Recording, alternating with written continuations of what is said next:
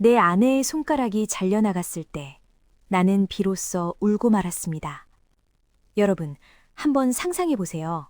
지금 우리 시대로 치면 서울 강남 한복판에 빌딩 수십 채를 가진 초재벌가 어르신이 계십니다. 그런데 어느 날 갑자기 그 모든 재산을 헐값에 처분하더니 온 가족을 데리고 영하 40도의 혹판이 몰아치는 만주 벌판으로 떠난다면 어떠시겠어요? 주변에서는 제정신이 아니라고 미쳤다고 손가락질을 하겠죠. 하지만 이보다 더 가슴 시린 장면이 하나 더 있답니다. 바로 우당 이회영 선생과 그의 아내 이은숙 여사의 사랑 이야기인데요. 독립운동 자금을 마련하기 위해 아내는 조선으로 몰래 잠입해 바느질과 온갖 굳은 일을 하며 돈을 보냈습니다. 그러다 결국 고된 노동과 영양실조로 손가락 마디가 잘려나가고 말았죠. 이 소식을 들은 이회영 선생의 심정은 어땠을까요? 나라를 구하겠다고 아내의 손을 뭉개버렸구나 라는 자책감이 그를 짓눌렀을 겁니다. 하지만 두 사람은 서로를 원망하기는커녕 잘려나간 손가락을 어루만지며 다시금 독립의 의지를 다졌다고 해요. 요즘 세상에 이런 지독하고도 숭고한 사랑이 또 있을까요? 전 재산 600억 원을 단 한 달 만에 처분한 미친 부자들의 결단. 여러분, 지금 가치로 환산하면 무려 600억 원, 많게는 2조 원에 달한다고 평가받는 그 엄청난 재산을 단 일주일 만에 정리한다는 게 과연 가능할까요? 이회영 선생의 육형제는 실제로 그 말도 안 되는 일을 해냈답니다.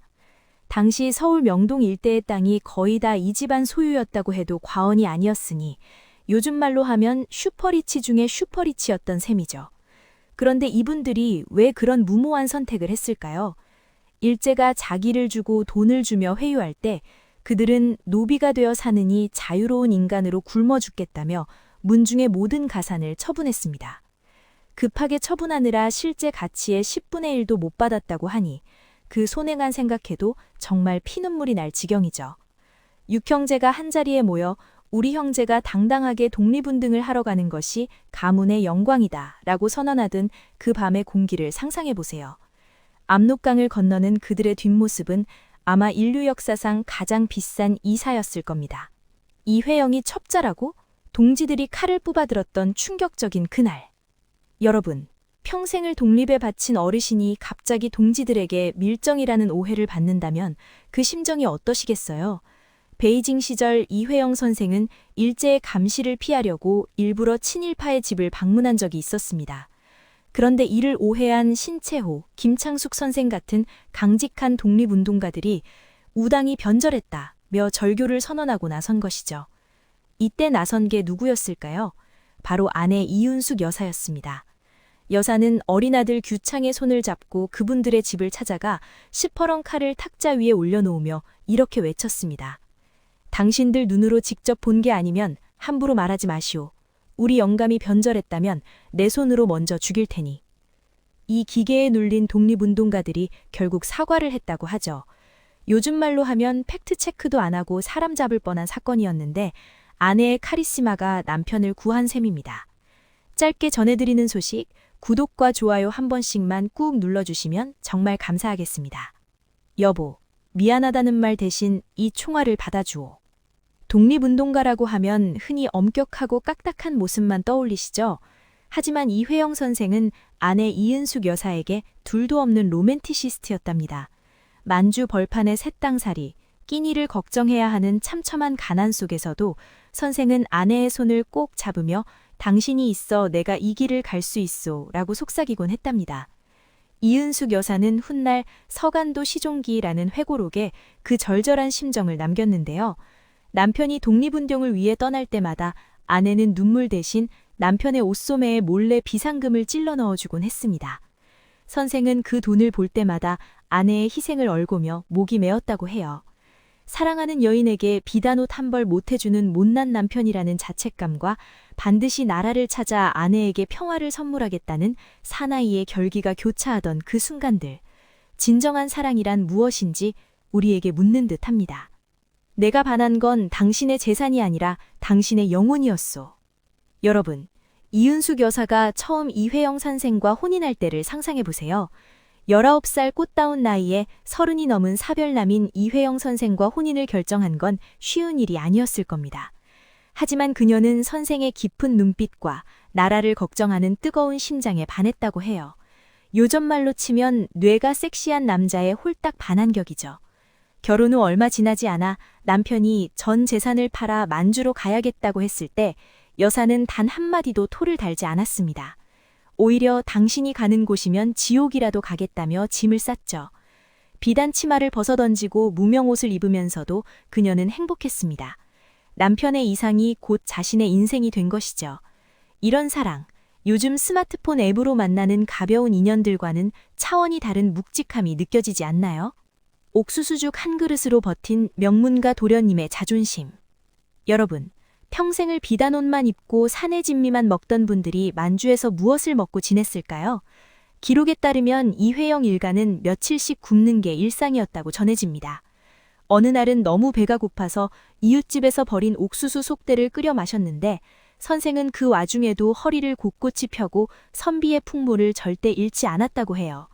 요즘 말로 하면 근거 있는 자신감 혹은 명품 인성이라고 할까요? 하지만 자식들이 배고픔에 울다 지쳐 잠들 모습을 볼 때면 그 강인했던 철혈 독립운동가도 몰래 마당 구석에서 눈물을 훔치곤 했습니다. 큰 돈을 굴리던 분이 당장 엽전 몇 푼 없이 아내의 빈혈을 전당포에 맡기러 갈 때 그 참담함이 상상이 가시나요? 그럼에도 불구하고 선생은 동지들이 찾아오면 남은 양식을 다 털어 접대하며 사람이 먼저지 배고픔이 먼저냐 라고 웃어 보였습니다. 오성 이항복의 후예, 그 뼈대 있는 가문에 미친 프라이드. 자, 이쯤에서 이 집안이 얼마나 대단한 집안인지 짚고 넘어가야겠습니다. 여러분, 오성과 한음 아시죠? 그 유명한 오성대감 이항복이 바로 이회영 선생의 직계 조상입니다. 그뿐인가요? 집안에 정승과 판서가 줄줄이 배출된 그야말로 조선 최고의 성골 가문이었죠. 아버지 이유승은 이조 판서를 지냈으니 요즘 말로 치면 행정안전부 장관과 인사혁신처장까지 겸임한 거물급 인사였습니다. 이런 집안은 가만히만 있어도 대대손손 떵떵거리며 살 수 있었습니다. 그런데 이 육형제는 그 보장된 미래를 발로 뻥 차버렸습니다. 첫째 견영, 둘째 서경, 셋째 철영, 넷째 위회영, 다섯째 시영, 막내 호영까지. 이 육형제가 만주로 떠나기 위해 압록강을 건널 때 마을 사람들이 통곡했다고 해요. 조선의 기둥이 다 떠나간다면서요. 특히 둘째 서경 선생은 아들이 없던 먼 친척 집안의 양자로 가서 엄청난 재산을 물려받았는데 그 모든 걸 독립운동에 쏟아부었습니다. 훗날 상하이에서 굶어 돌아가셨을 때 시신을 거둘 돈조차 없었다고 하니 그 희생이 얼마나 처절했는지 짐작이 가시나요? 사실은 아나키스트였고 우리가 몰랐던 이회영의 파격적인 사상. 여러분, 이회영 선생이 단순히 독립운동만 한 게 아니라는 사실을 알고 계셨나요? 선생은 당시로서는 매우 파격적인 아나키즘 사상가였습니다. 모든 권위와 압박에 반대하며 개인이 자유롭게 연대하는 세상을 꿈꿨던 것이죠. 왕이 다스리는 나라가 아니라 백성이 스스로 주인인 나라를 만들어야 한다는 그의 생각은 당시 보수적인 유림들 사이에서는 거의 이단 취급을 받을 정도로 혁신적이었습니다. 요즘 말로 치면 가장 앞서가는 진보 지식인이었던 셈이죠.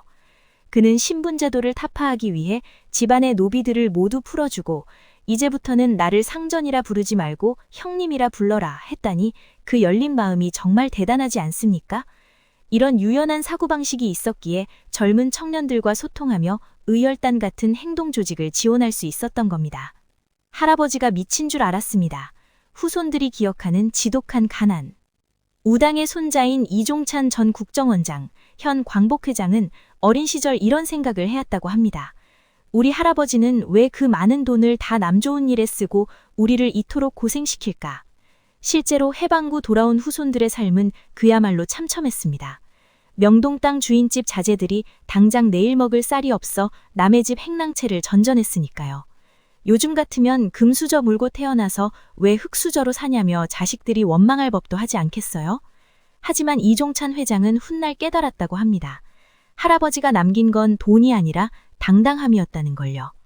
육형제 중 5분이 고문과 굶주림으로 돌아가셨지만 그 후손들은 우리는 나라를 판 집안이 아니라 나라를 산 집안이다 라는 자부심 하나로 그 기나긴 세월을 버텨왔습니다. 신흥무관학교의 탄생, 그 배후에 숨겨진 여인들의 눈물. 우리가 잘 아는 독립군의 요람 신흥무관학교, 그 시작도 이회영 선생의 주머니에서 나왔습니다. 학교를 세우기 위해 만주의 척박한 땅을 일구고 막사를 짚고 총을 사오던 과정은 고난의 연속이었죠. 학생들에게 줄 강냉이 죽이 모자라 선생 본인은 며칠씩 물로 배를 채우기 일쑤였습니다. 하지만 학생들이 훈련받는 소리를 들으면 선생의 얼굴에는 세상에서 가장 행복한 미소가 번졌다고 해요. 당시 학교의 식사를 책임지던 여성들의 노고도 절대 잊어서는 안 됩니다. 수백 명의 식사를 준비하느라 가마솥 앞에서 연기를 마시며 눈물을 흘렸던 아내들의 희생이 없었다면 청산리 전투의 승리도 아마 없었을 겁니다. 그녀들이야말로 이름 없는 영웅들이었던 것이죠. 65세의 노구의 몸으로 칼바람을 뚫고 사지로 걸어가다. 선생의 마지막 길은 눈물 없이는 들을 수 없는 대목입니다. 65세, 당시로 치면 증조할아버지 뻘 되는 고령의 나이에 선생은 다시 만주행을 결정합니다. 주위에서 이제는 후배들에게 맡기고 쉬시라고 간곡히 만류했지만 선생은 내 눈으로 독립을 보지 못한다면 죽어서도 눈을 감지 못한다며 길을 나섰습니다. 대련항으로 향하는 배 위에서 선생은 무슨 생각을 하셨을까요? 아마 평생을 고생만 시킨 아내와 먼저 떠나보낸 형제들의 얼굴이 주마등처럼 스쳐 지나갔을 겁니다. 하지만 결국 밀고자의 배신으로 일본 경찰에 체포되고 맙니다. 모진 고문 끝에 리순 감옥에서 순국하시기 전까지 선생은 단 한마디의 기밀도 누설하지 않았습니다. 그가 지키고자 했던 것은 조직의 비밀뿐만 아니라 한 인단으로서의 고결한 자존심이었을 겁니다. 아버지의 유골함은 누가 들고 왔을까? 딸 규숙의 눈물겨운 귀환. 이회영 선생이 리순 감옥에서 순국하셨을 때 차가운 감옥에서 그 유골을 수습해온 건 막내딸 규숙 씨였습니다. 한창 예쁠 나이에 꽃신 대신 아버지의 유골함을 가슴에 안고 국경을 넘던 그 마음이 어땠을까요? 일본 순사들의 눈을 피해 아버지의 재를 소지품 속에 숨기고 숨 죽여 울며 기차에 올랐던 그날의 풍경을 상상해 보세요. 아버지, 이제 집에 가요 라고 속삭였을 그 목소리가 들리는 것 같지 않나요? 이렇듯 우당의 독립운동은 혼자만의 영웅담이 아니라 아내와 딸, 아들들이 온몸으로 함께 써내려간 가문의 처절한 서사시였습니다. 가족 모두가 독립에 미쳐 있었다고 해도 과언이 아닌 수준이죠. 정치권의 거물과 원로가 된 후손들, 그들은 지금 어디에? 이회영 선생의 가문은 지금도 대한민국 현대사의 중심에 당당히 서 있습니다. 손자인 이종찬 광복회장은 국정원장과 4선 국회의원을 지내며 국가의 기틀을 닦았고 또 다른 손자인 이종걸 전 의원 역시 5선 국회의원을 지내며 할아버지의 성함을 당당히 내걸고 활동했습니다. 흥미로운 건 이분들이 정치적으로는 서로 다른 길을 걷기도 했지만 독립운동가의 후손이라는 이름 앞에서는 늘 하나였다는 점입니다. 최근에도 이종찬 회장은 역사 왜곡 문제에 대해 90세에 가까운 노구로 목소리를 높이며 할아버지가 지키려 했던 나라의 근간을 흔들지 마라라고 일침을 가하고 계시죠. 100년 전 우당의 기계가 손자들의 목소리를 통해 여전히 우리 곁에 살아있는 셈입니다. 명동의 랜드마트가 될 뻔한 이회영의 집, 지금은 어디에? 지금 서울 명동 입구 영락교회 근처를 지나시다 보면 이회영 집터라는 표석을 보실 수 있을 겁니다. 만약 그분들이 친일을 했다면 그 금싸라기 땅에 거대한 빌딩이 올라가고 후손들은 지금쯤 상상도 못할 자산가가 되어 있었겠죠. 하지만 그 터에는 건물 대신 선생의 정신이 깃든 기념관이 서 있습니다. 요즘 시세로 따지면 조 단위가 넘는 가치라고 하는데 선생은 그 모든 것을 자유라는 가치와 기꺼이 맞바꿨습니다. 돈은 있다가도 없는 것이지만 나라는 한 번 잃으면 영원히 찾기 힘들다는 그의 말은 재테크에만 몰두하는 현대인들에게 진짜 가치 있는 투자가 무엇인가를 묻고 있는 것 같습니다. 1867년 명문가의 명재상의 후손으로 태어나기까지의 비화. 이제 이 대단한 분의 뿌리를 잠시 살펴볼까요? 사실 이회영 선생은 태어날 때부터 꽃길이 보장된 분이었습니다. 앞서 말씀드린 대로 이항복의 후손이며 집안 전체가 대대로 고위관직을 지낸 당대 최고의 가문이었습니다. 어릴 적 이름은 경업이었는데 집안 어른들이 금조겹처럼 키웠다고 해요. 하지만 그는 어릴 적부터 남달랐습니다. 양반집 아이들이 노비들을 괴롭힐 때 그는 직접 매를 맞아가며 노비들을 감쌌다고 하죠. 사람은 다 똑같은 사람이다 라는 그의 평등 사상은 이미 어린 시절부터 싹트고 있었던 겁니다. 남들은 출세하려고 안달일 때 그는 어떻게 하면 이 신분제를 깰 수 있을까를 고민했으니 정말 깨어있는 분이었죠. 뼈아픈 교훈, 우리 안의 배신자가 가장 무서운 법입니다. 이회영 선생의 죽음이 더 비극적인 이유는 바로 밀고 때문이었습니다. 일제가 선생을 잡기 위해 혈안이 되어 있을 때 정보를 넘긴 것은 다름 아닌 동포였습니다. 독립운동 진영 내부의 갈등과 배신은 선생을 가장 아프게 했던 날카로운 화살이었죠. 선생은 체포되는 순간에도 자신을 판 사람을 원망하기보다 오히려 측은히 여겼다고 합니다. 그 그릇의 크기가 정말 가늠조차 안 되죠. 우리 사회도 마찬가지입니다. 밖에서 오는 위협보다 무서운 건 우리 안의 분열과 시기심입니다. 선생의 삶은 우리에게 단결과 포용의 가치가 얼마나 중요한지를 뼈저리게 가르쳐주고 있습니다. 마지막 질문, 여러분의 만주는 어디에 있습니까? 여러분, 오늘 이회영 선생과 이은숙 여자의 이야기를 들으면서 어떤 생각이 드셨나요?